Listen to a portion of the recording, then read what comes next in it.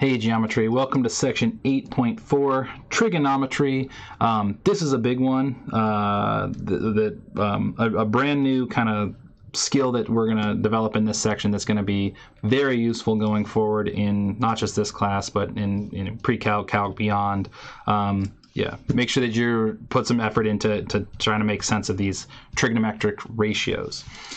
So the ratio of the lengths of two sides of a right triangle is called a trigonometric ratio.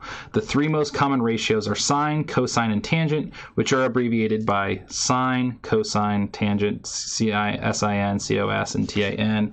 And you'll recognize those on your calculator. You've hopefully noticed those before: sine, cosine, tangent. So you've got those three ratios that are in there. All right, so the way that these ratios work, they're kind of just set up because of what we've noticed with similar triangles, where in a right triangle, and it's not, these aren't just used for right triangles, but for right now we're going to focus on that. In a right triangle, if you know an angle, then you already have two angles, and so you already have angle, so you have similar triangles. And so this ratio is going to exist between sides. So what they decided to set up a relationship here was the sine of an angle, in this case they're referring to this r, is equal to the side opposite over the hypotenuse. Sine is opposite over hypotenuse. So the angle opposite it, so r over t. And so that would be that ratio is equal to r over t. Cosine of an angle is the adjacent side over the hypotenuse, side s over t in this case, the adjacent side. If I'm talking about r as my reference angle, s is adjacent to it, and t is the hypotenuse. And then tangent is opposite over adjacent. So the angle opposite r and the angle and the side adjacent to it. Sorry, the side opposite the angle r and the side adjacent to it, r over s. All right, and so those are our trigonometric ratios. What I want to do to help relate these to you and then show you kind of how the calculator works eventually is think about our special right triangles. So for instance, our side are 45, 45, 90. All right, if I have that 45, 45, 90, we know these sides will always follow in the ratio of 1 to 1 to root 2, right? And we could throw an x in there if we want, right? So we should put the x on the other side on that one. So it's 1, 1, root 2. So that's true of every time we have a 45-degree angle, the ratios are 1 to 1 to root 2. Well, specifically, we really just want to deal with 2 at a time. So for instance, sine of 45 degrees would be the side opposite over the hypotenuse. And so it would be 1 over root 2. So sine of 45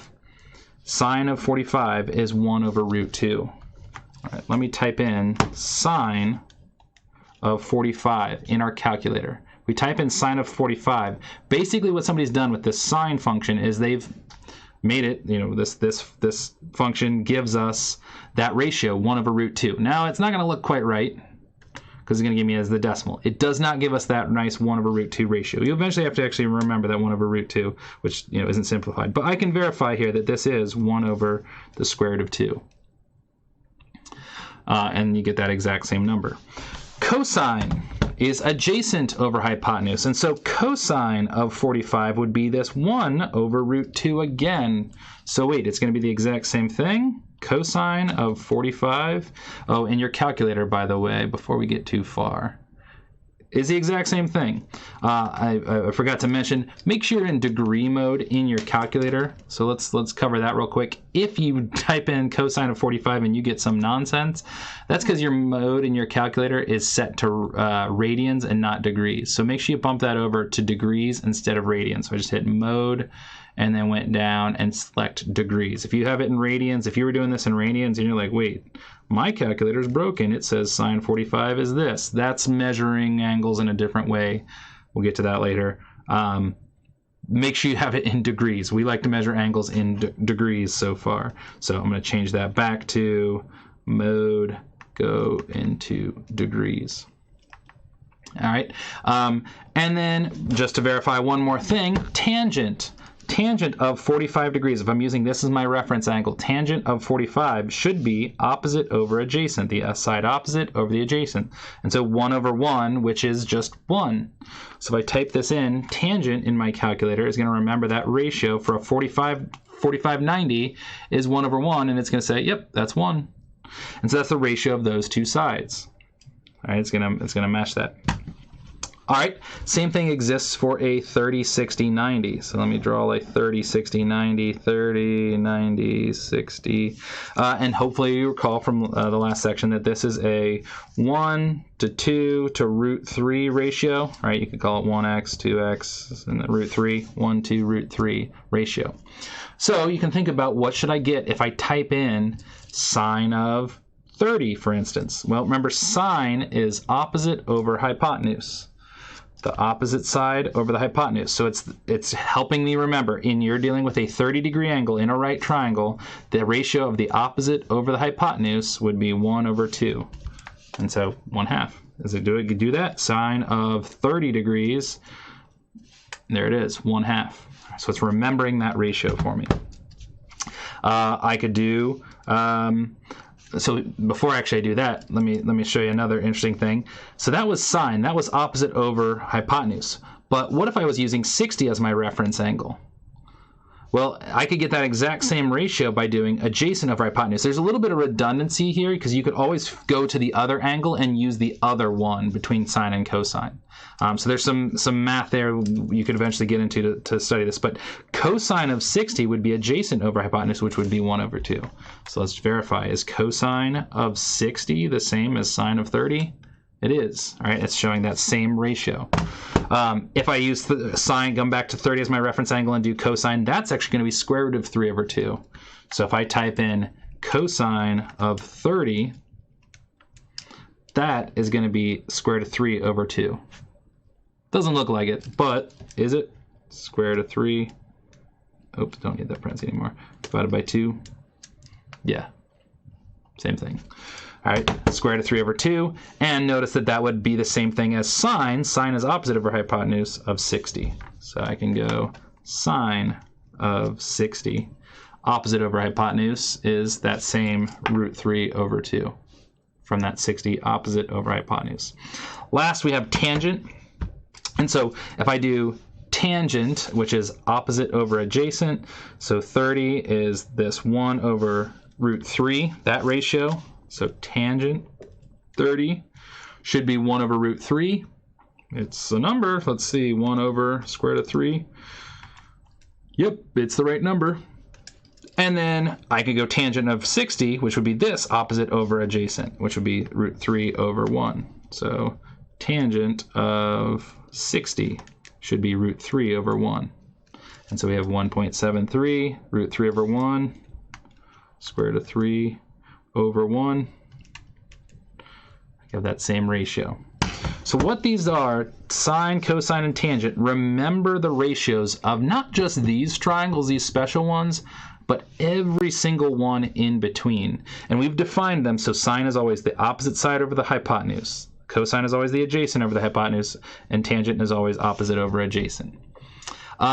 And those are we decided to go that way. There's some nice reasons why this is, but you could have like adjacent over an opposite. That is a ratio that you might want sometimes. You're just gonna have to do 1 over tangent to get that. And same thing, if you want hypotenuse over adjacent or so on, you can do 1 over these. We just decided to go over the hypotenuse in a couple of cases, and then opposite over adjacent. There's just some nice reasons why those ratios are the ones that are chosen. But those ratios don't just exist for these. It exists for all triangles. That's a 30, 60, 90. But what about let me draw one more here. Let's say we go with a 40. So that's 45, 45, 90, 30, 60, 90. If this is a 40, and that's a 90, I know what this has to be. The sum of the angles have to add up to 180. So this has to be a 50. This is a 40, 50, 90. Not a super common triangle, but a triangle nonetheless. And all 40, 50 triangles have the same ratio. There is a ratio that exists between this side and that side, and this side and this side and this side. So there is some proportion that exists. They're all the same. So, what is that? Turns out we can figure it out by typing it into our calculator. What is the opposite over hypotenuse ratio for 40 degrees? So if I do sine of 40, this is going to tell me, okay, that ratio is 0.642. That's not going to be a nice number. It's not like a 1, 2. It's not none of these nice ones. But that's saying that this side is effectively 64% of that side. So this is, you could think of that as 0.642 or 0.643 over 1. So I could call this 0.643 over 1, which is kind of weird. And that's one of the various reasons why I put that hypotenuse in the denominator. There's something nice about that. But that ratio exists in every single 40-50, 90 triangle. Not a special triangle, but just an example one. We could also do an adjacent over the hypotenuse. And so cosine of 40 should give me, it's 0.766. It was approximate. I'm a little rounded there. 0.766 over, and I'm going to make this a fraction, over 1. So that's the adjacent over hypotenuse. And so if I make that hypotenuse 1, then it's nice.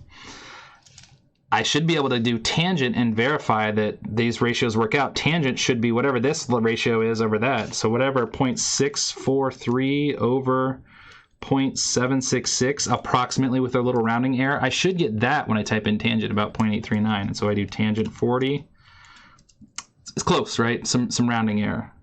We should be able to pop over here and verify that all these ratios exist. So every 40, 50, 90 triangle is going to follow these exact same ratios. So if I type over here and I go to 50 and I do opposite over hypotenuse, which is sine, I should get 0.766 over 1, which is nice. It's just 0.766. So sine of 50 is 0.766. Cosine of 50 should be that one. Cosine of 50 is going to be 0.643. And then tangent is going to be whatever 0.766 over that is. So tangent of 50, not a nice number, but I should be able to get that by doing 0.766 divided by 0.643. Right? And that's the ratio between those sides. Yes, it could be some scalar of this. I can throw the x's back in there like we had over here. It's some multiplier of that, but that's the ratio between those sides. And our calculator has got all of them programmed in, not just 40, 50, not just 30, 60, but everything in between. 31.28 degrees. That, you know, there's a right triangle that follows the exact same, and they're all similar. So you can use trigonometric ratios, you know, and those have been programmed into your calculator, and you'll learn eventually more about how this figures these things out to solve problems and set up particular ratios. We'll continue that in the next video.